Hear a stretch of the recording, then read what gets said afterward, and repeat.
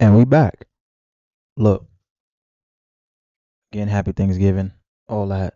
If you're into it, if you're not, it's not none of my business. But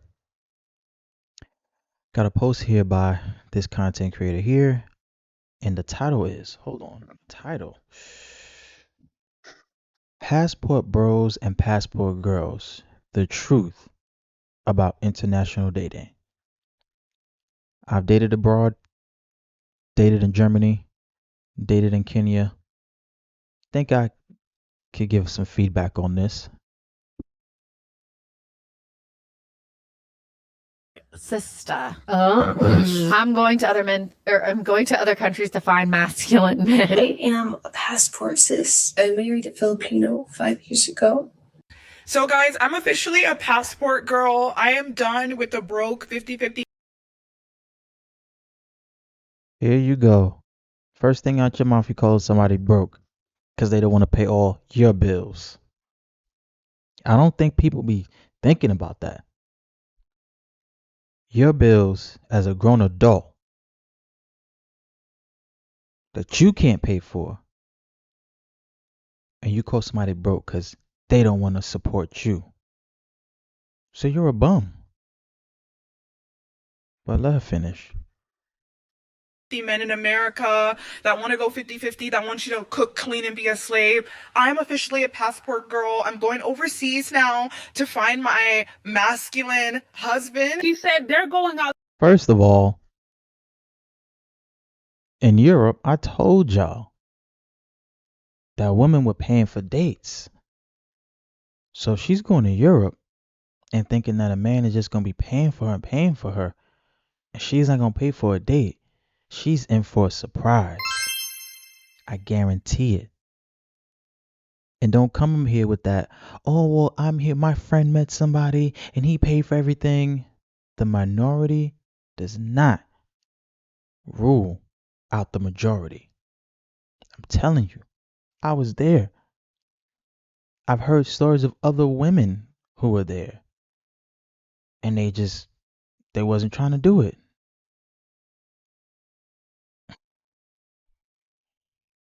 Out to Africa and they are fronting the bill on everything. She's lying. Who? When I'm in Kenya, the Kenyan men tell me to be mindful of the women that I talk to. What tribe is she in?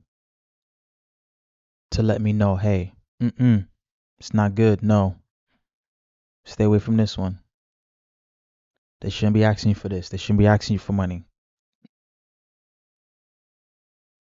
What country in Africa? Because Africa is a continent. So she needs to be specific on what country she went to that she found this man to pay for everything. And I'm not saying that it can't happen. Like I said, people get lucky. But where did she go? Y'all heard that? Some advice to passport bros coming from a passport sis. While everyone was arguing about passport bros, another movement started quietly. Passport girls, women who packed their bags and tried to do the same thing men were doing. But their story did not unfold the same way. Because the world does not treat women the same way America treats women. The rules change the moment they land. I just don't. Yeah. You know why? Because society in America has told you that you're the prize and that you matter so much. You go to these other countries, that word that y'all don't like to hear, submissive. Women are not running around the streets making all these demands in these other countries. I don't even remember a time when I went out on a date with a woman in Europe and she asked me how much I made. I can't. The last girl I dated before I left was from Sri Lanka, the island in the south. It's like people think they're Indian, but she told me she wasn't Indian. She was from Sri Lanka, very pretty girl.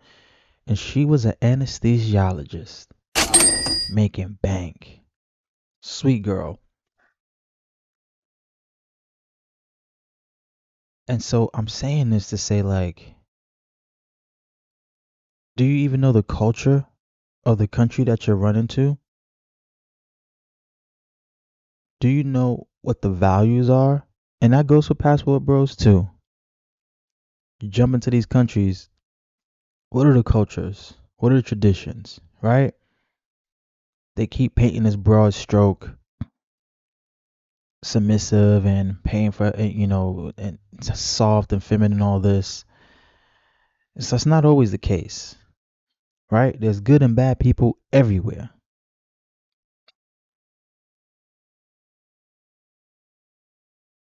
don't understand how the most mid basic level men can leave America, travel to these other countries, and just pull absolute tens, like the hottest girls that you will ever see.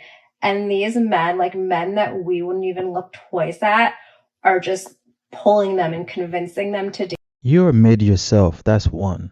Calling somebody mid. I don't see anybody running down the street chasing for you. She's like a 5+. And that's another thing. They put this camera on and make videos, and everyone, no one wants you, and no one wants you here, and nobody's gonna talk to you here, so you have to go to another country. Okay, then, so leave them alone. Okay, you don't want them. Why are you so worried about what they doing in another world, another country, minding their business? But you're so concerned about them being mid here. Oh, I wouldn't want to talk to you here because you don't have the satisfaction of rejecting them. That's where that comes from. She got some audacity. Date them. Like, I truly don't understand it. Can someone please explain to me how this is happening and how these men are able to get away with it? Also, like, how can we stop this? It's out of control. Stop what? Who are you to say you want something to get stopped? So you want someone to put a stop to men utilizing their passport and taking their money to another country because you don't like it, because they're not here for you to turn them down. Bro, do you hear this shit? Do you hear the mentality? Like, what?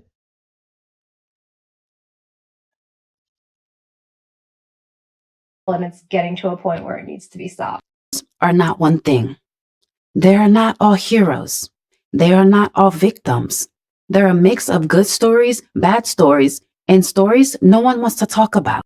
Because for every man who finds peace overseas, there's another man getting off a plane with a fantasy in his head and no idea what he's walking into.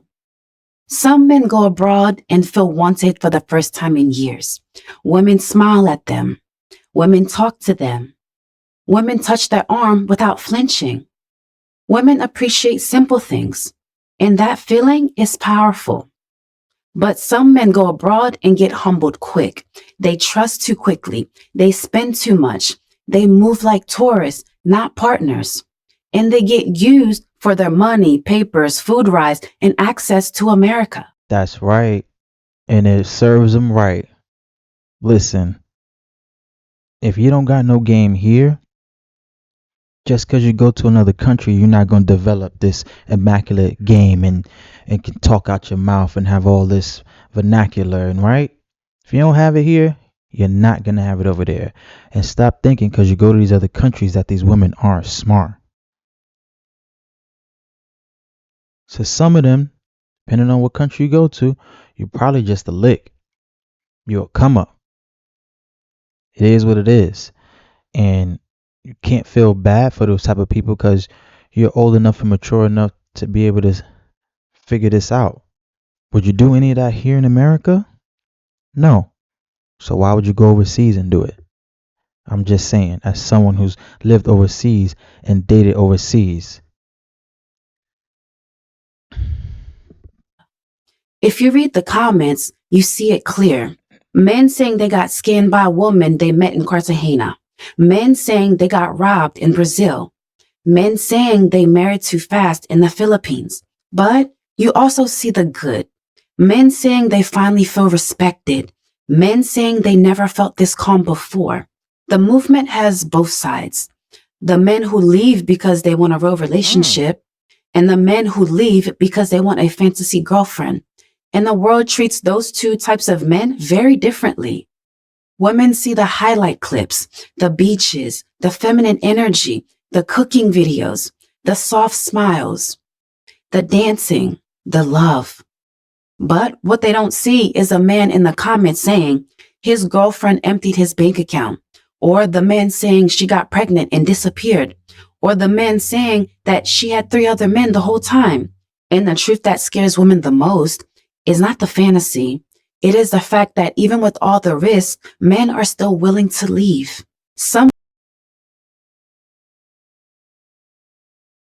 I like her perspective. She's giving it up raw. She's giving it up raw. Y'all don't want to hear it. She's really saying what it is on both sides. And I like that. A lot of people be going over there getting scammed, any of these countries. Some women went overseas because they wanted romance. The soft K-drama fantasy, the Caribbean lover fantasy, the Latin passion fantasy. At first, they got exactly what they were looking for: attention, flattery, energy, excitement. Women who ended up paying for everything. But after the first week, the truth showed up, because foreign men had strategies too. They asked her to pay for food, then drinks, and hotels, and taxis, day after day, until she becomes the provider. The women who get used for visa dreams, some women fall for men who see them as opportunities, not romance, Facts. not connection, opportunity. A chance to get to America, a chance to escape poverty, a chance to secure a future. And she never sees it coming. Nope. Women who get replaced by softer women, in many countries, femininity is normal, not rare, not strategic, normal. Goes on a girls' trip to Montego Bay, Jamaica, and she's doing these river rafting tours. I'm gonna need you to call her up and say we're done. Now I'm gonna let y'all in on a little secret on what these shorties do when they go to Montego Bay, Jamaica, especially when they go on these river rafting tours. First thing is first, they're gonna have your shorty, the locals of Jamaica are gonna have your shorty rub down in this mud that you see right here, and he gonna get every part of her body, from her feet to her legs to her yitties. If you know, you know. Montego Bay is the new Colombia for shorties. Passport girls are up in Jamaica. Imagine 20% of your country's GDP being made up of pensioner women coming to your country to You see, the situation in Gambia is so insane that the Gambian Tourism Board had to come out and basically tell women, go to Stop coming here for sex toy boys. Wow. Hey, y'all see that, right? Where's the outcry? Where's the backlash? It's only one way, right? It's only when it's a black man there's a problem. Fuck out of here. someplace else because they're trying their best to attract quality tourists. Tourists who come to enjoy the country and the culture, but not the tourists who come just for. The truth that scares everyone is this. The dating crisis is no longer local. It is global, and every country is reacting to it in real time. Foreign women are watching. Foreign men are reacting. American men are changing. American women are adjusting. Facts. That's a whole fact. Listen, I'm changing the country that I'm going to next for this very reason. This whole Passport Bros movement has diluted and contaminated going to certain countries. And if you're in the communities and you see the different posts, you'll know which ones. And I'm going to stay away from those because the locals are talking out. The women are acting different. I seen it. I experienced it. And it's not dead. People still going to travel. And that's my issue. The issue is people still going to travel. People still going to get out. But now it's making it a little bit more difficult to find a genuine connection if they see you and they say, "Oh, that's a passport bro," like they don't even know you, but through social media, then got up all inside their heads. So she's right. And the world is revealing everyone. Men overseas feel respected. Women overseas feel cautious. Passport girls feel humbled. And the dating market back home feels nervous. But them, even the men who failed overseas still looked more hopeful than they did at home. That's the raw truth. Some men find love. Some men find trouble. Some men heal. Some get exposed. But the story women never expected is the one where men stop being afraid to leave. Because once a man finds a moment of peace somewhere else, it becomes very hard to drag him back to the place that made him feel unwanted in the first place. You want a hot, traditional wife who actually respects masculinity? Pack your bags, bro. Femininity isn't gone, it's just relocated. 87% of Colombian women want a man who leads without being told how to. Brazil's divorce rate, half of America's. They're loyal, passionate, and feminine. Every time the internet talks about passport bros, they only show one side. Either the man who wins or the man who fails. But the real story is made of both. Because when a man leaves his country, he takes 3 things with him: his past, his habits, and the truth about who he really is. First group, the good men left for peace. These are the quiet men, the hardworking men, the men who tried at home, but were never met with the same energy they gave. These men take their time. They learn the culture. It's all fun and jokes, right? We can joke about it like, aha, guys going overseas, whatever case is, right? But in the end, it's like, bro, either you're going to boss up and make a girl respect you or she's not, bro. That's true.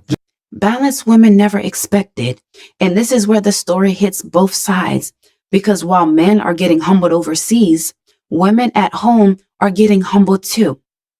For the first time, women watched men walk away. A lot of the misogyny actually comes from other women and not from men. It's important to not blame other people for our problems, to take responsibility.